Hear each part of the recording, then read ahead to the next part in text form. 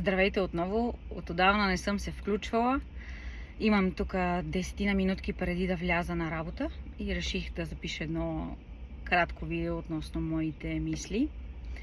И темата ще бъде днес така, и даже мисля да го заглавя видеото, ще бъде защо няма да се прибера в България за момента.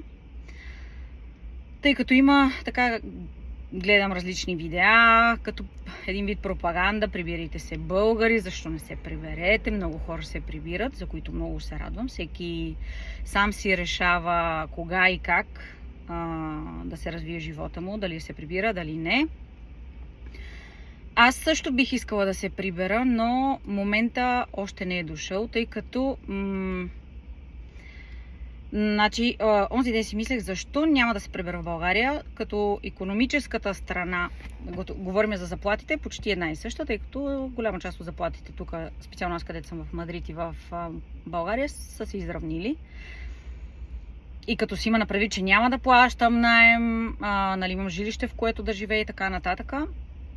Значи, първо няма да се прибера заради здравеопазването. Значи в България то е как да кажа, на едно ниво, което не че тук в Испания след, специално за Мадрид, след COVID-кризата,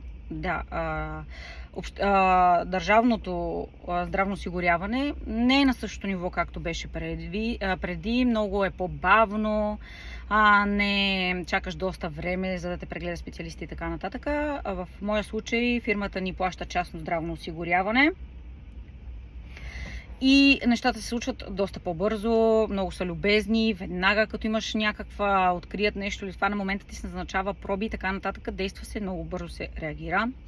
За разлика от българското, никъде не ти се налага да буташ под масата, да даваш пари, някой да ти обърне повече внимание, въобще внимание да ти се обърне, пък камо ли изобщо да се отнесат малко по-добре към тебе, винаги трябва да си шариш в България. И това си е съвсем нещо нормално, хората си го приемат, че трябва да си цакаш навсякъде, няма значение дали здравеопазване, да ти мине пренагледа на колата, на КАТ, нещо да минеш или където и да е друга администрация, ти трябва да си шариш. Тук, поне в Испания, то проблем го няма с шаренето на някъде. Няма, аз съм мой човек, ти си мой човек, имам човек, или знаеш ли кой съм аз, това изобщо го няма. Слава на Бога. И това е едно от нещата, които ще ми е много трудно, като се прибера, да се да се приспособя наново към тия неща. Второто нещо, заради което няма да се прибера, това са пътищата и състоянието на пътищата. Значи, като изключиме дупките, нямат маркировка, няма осветление, изобщо светофари, изобщо нищо. Аз просто не знам хората как не излезнат да се жалват на къде им отиват парите за данъци. За винетки, за не знам си какво, от всякъде те дрънчат с пари и накрая качество никакво.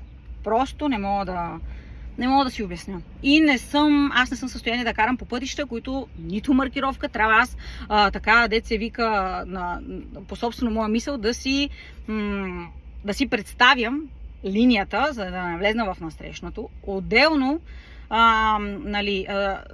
законодателството и изобщо за чувството за справедливост.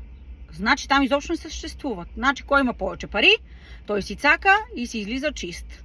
Значи ще кара като луд, ще убие няколко човека, наркоман, не знам си какво, няма никакъв проблем.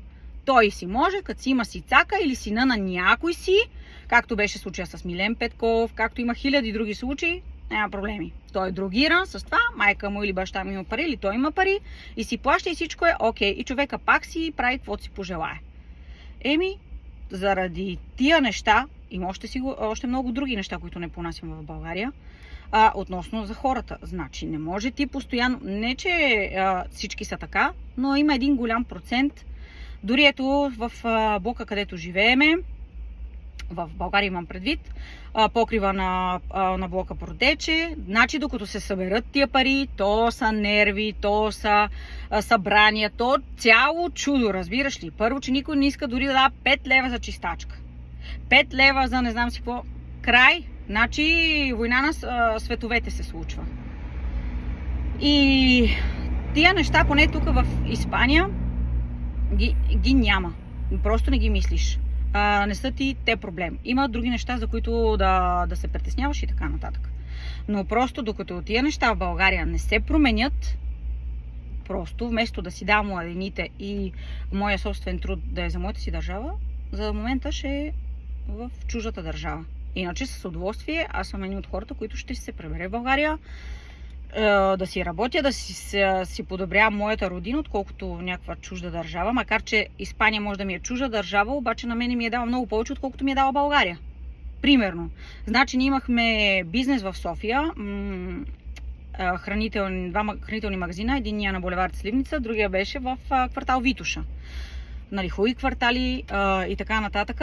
Булевард Сливница, наистина до Лъв мост, вече като се прибрах последния път, доста пропаднало. Още по-пропаднало от как си беше.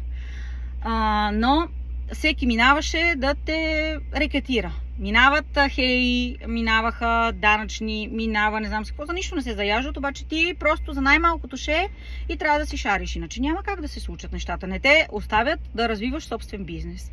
И в крайна сметка, ти вместо да работиш за себе си и нали, хем плащаш данъци, ти си работиш за този, който си минава. Така че просто да развиваш собствен бизнес, доста трудно. Тук поне в Испания те остават на мира. Да, бюрокрация има навсякъде, но такава като в България. И такова бутане на пари и под масата и шарене няма. Така че просто, за съжаление, радвам се също, че много хора са решили да се прибират. Желая им успех. Всичко най-хубаво им пожелавам, но моя момент за сега още не е дошъл, просто не виждам. Ами се иска да си се прибера в България. Нали, то дървото, камъка си държи на мястото, то не е направено, без така е казано, просто дърво без корен, се чувстваш навънка, но както и да е. Крайна сметка, това е, всеки си избира своя път и така. И си плащаш цената, за да преминеш по него. Това е. Аз влизам на работа и така. Надявам се скоро време да се включа пак. И така пожелавам една хубава седмица на всички, един хубав понеделник, успешна седмица.